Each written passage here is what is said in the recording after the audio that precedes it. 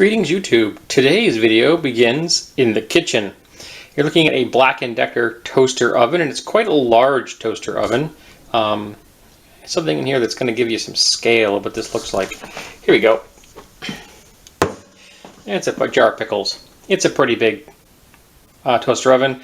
I picked this up for 15 bucks at a yard sale, and it is practically new. I mean, it looks like she said it would only been used twice. I don't know. It works. I don't know why. I didn't ask why she got rid of it. It was kind of an estate sale thing, so it may have been purchased by someone who passed away. So this may be the toaster oven of a dead person. Woo! When I got it home, I actually thought one of the feet was missing, which was no big deal because I just used this glass trivet to put it in the back, and it worked perfectly. But then I searched my trunk and found the foot. It just had come off. It wasn't screwed in properly, and used my handy dandy screwdriver, put it back. So now it's rock steady. So it's kind of a cool. And the toaster oven we had, which was a smaller and far older model, is actually going to go into my basement.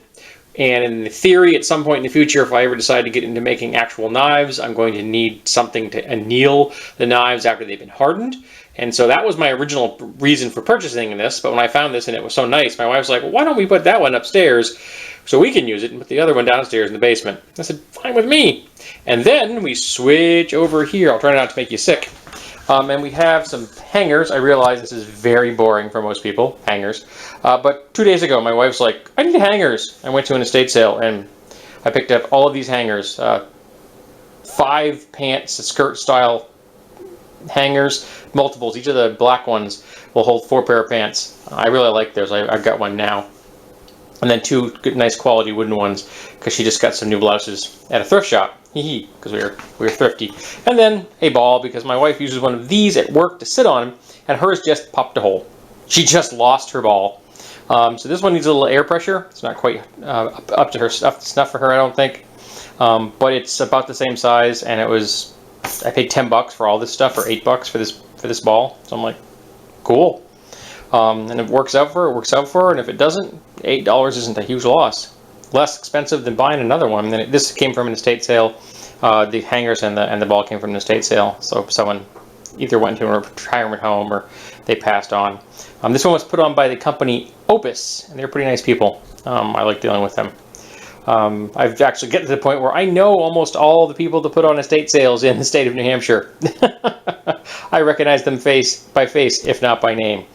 Now I think the next section will be in the office. This section needs to be done a little quick and dirty because the items I'm about to show you, there are 2 books and 3 modules, are being given away as a gift tomorrow. By the time this video goes up, the person will have already received these.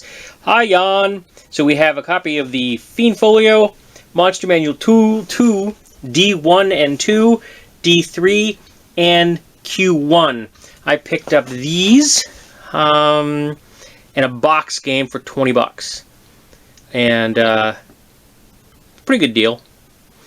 And Jan is a gamer, and I actually put together a bag of stuff for Jan. I've been putting it together for the last month or so, 2 months or so, and now I have it. So these are my 2 favorite manuals. I have to say 3 because the original manual is a classic, but these right here were ones I used for years, and I just loved them to death. I don't know what it was about the Fiend Folio. Maybe because it was a UK product, so it made it slightly exotic in my head. But yeah, I always thought it was very cool. And Monster Manual 2 was great art, and it just felt like a wonderful continuation of a theme and a style that I loved so much when I was younger.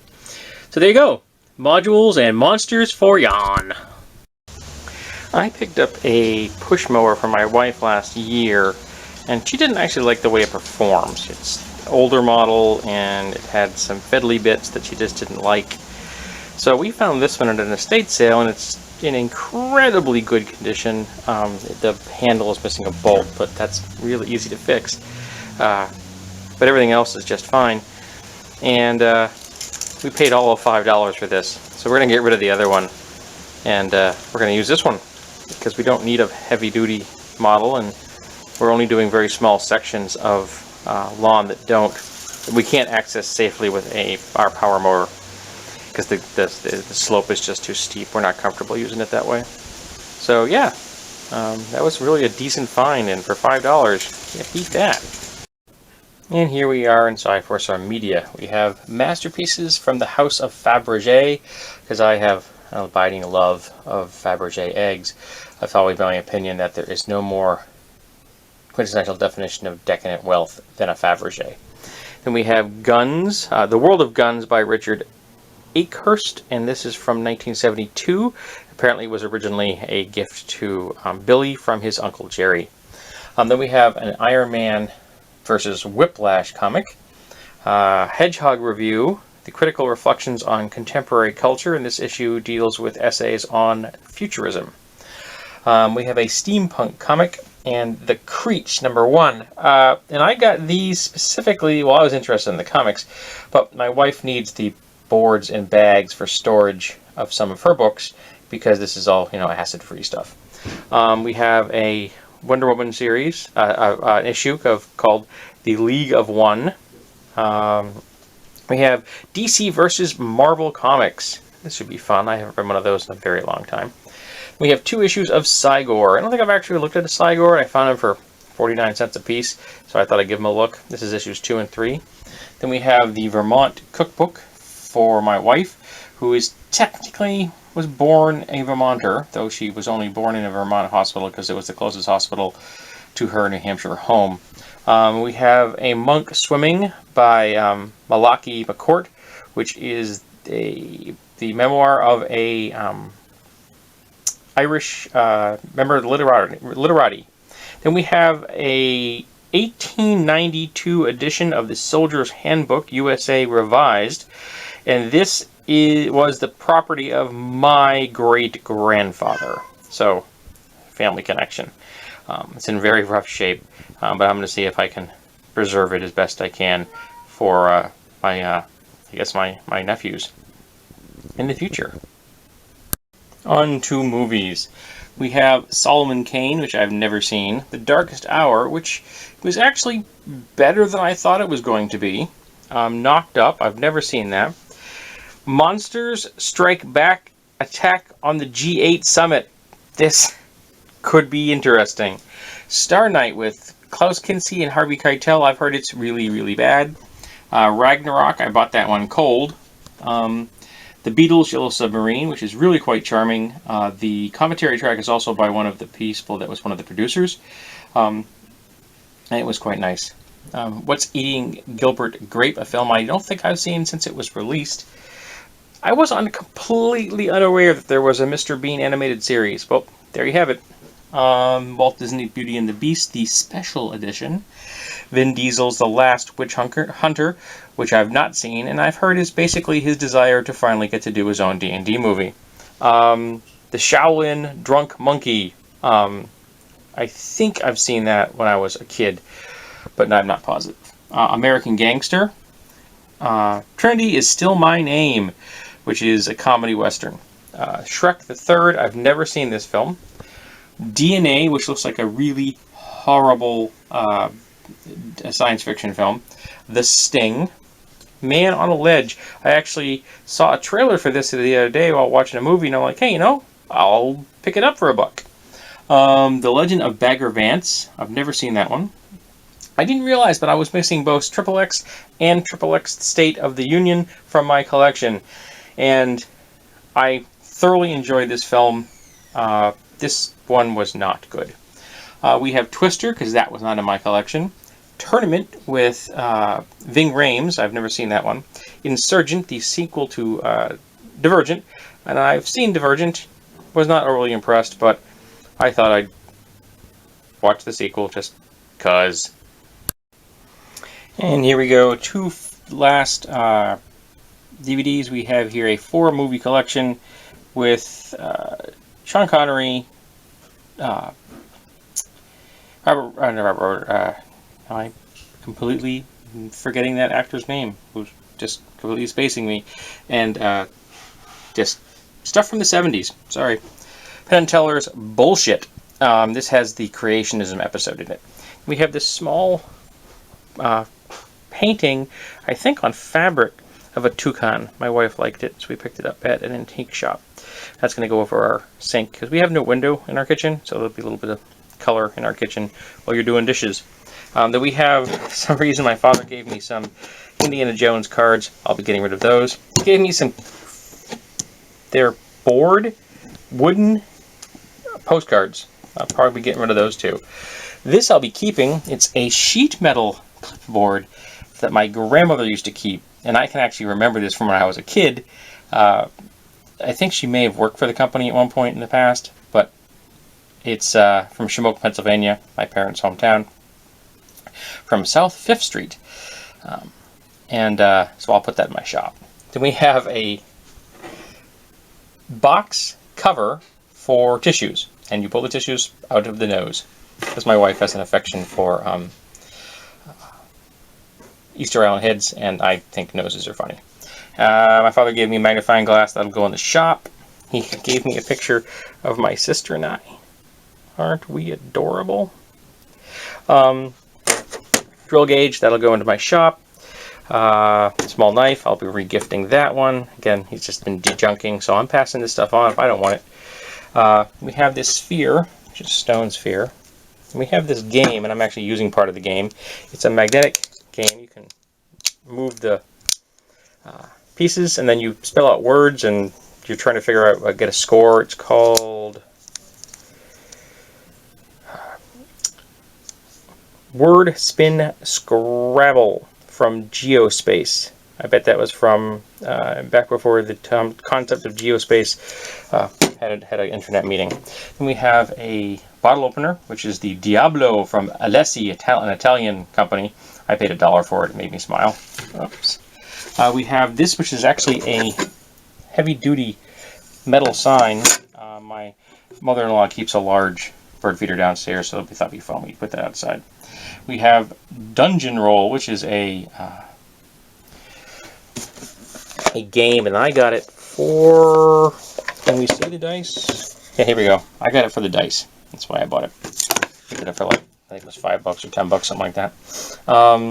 We have a Martini of Finland knife, the polar model. And actually that's going to be making a showing in a near video of the future, because I made a new sheath for that.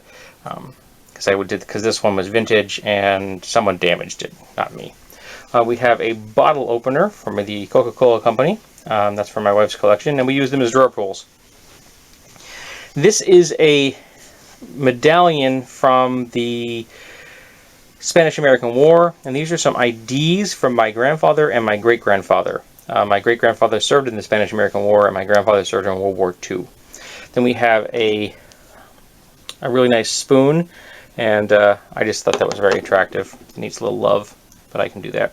I got a couple of rubber shurikens, because I thought, hey, I can take this home and check with my wife. She still won't let me throw them at her. I think that's entirely being unreasonable. She thinks it's not being unreasonable. Then we have a game called Dungeon Master, and I got it because I'd never heard it before, and it comes with these cool gem-like gaming pieces. I think I paid like $5 for that at a yard sale. And we have an octopus. I have an octopus like this. It's a larger size, but this is really well suited for 25mm figures if you're going to be using a huge creature. We have a Gorilla Grodd figure, a large spider, and this is from the Teenage Mutant Ninja Turtle universe, though I don't remember the name of the creature. It's got a jaw, and the legs move. That was kind of cute. And we have one last section of tools and such. Yeah, I know, you're going to say, why do I need more saw blades? It's a good question, but I like the patina on this one for a project, and I paid like 50 cents for both these, so I'll find a use for them. We have this large metal hook. I like the patina on it. I'm probably just going to use this as a mount in the basement for hanging other things off of. We have this, which kind of looks like it was a half-round file that someone ground all the file surface off of. I may finish the process and turn it into a letter opener. I'm not sure. I just kind of like the way it looks. We have a fish billy. May modify it, may not. I've owned a couple of fish billies now, and I found a polyurethane one, solid polyurethane one online that I'm kind of interested in. I picked that up at $2 for that at a flea market. Then we have the SOG Fast Hawk. Now I own one of these, but I picked this up for $10. It's in decent shape.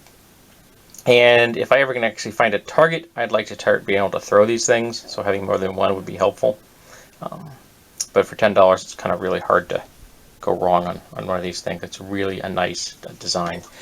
Then we have these, and this is a very heavy-walled piece of chromed steel tube. And I don't know what they were from. There's a house on my block, it's for sale. People have been cleaning it out, and they put some stuff out by the roadside, and this is 2 of the things they put up by the roadside. So I got these for nothing. I got 2 of them. And I could make some really kick-ass, shiny Eskrima sticks, or maybe a pair of really shiny chucks. I don't know which. I haven't decided yet. But they're very cool, they're very shiny, and they're very heavy. They have a lot of heft to them. And then we have these. This is a matching set of solid brass axes. Obviously designed as artistic pieces, very ceremonial in structure, and they have this vibe that just says the 1970s to me. But they are cast. There are differences between the 2 pieces, so they were hand cast. I have no idea where they were manufactured. It wouldn't shock me if it was in India, though for some strange reason my brain says Spain. I don't know why. I'm going to hang those in my office, hang up on the wall. They have some wire on here which I have to get rid of. That was how whoever owned them before me hung them. I got some L bolts which I'm going to put into the wall and then just hang off these little grooves. Just use these little grooves here to catch the bolts. And the fact that this thing is that shape is going to, as long as I have the blades pointing down, it'll torque in, so it'll hold it against the wall without a problem. Yes, very attractive. I really like these. I picked these up at an antique thrift shop. I paid $40 for them, which isn't bad seeing as this is solid brass. So, I thought that was kind of cool.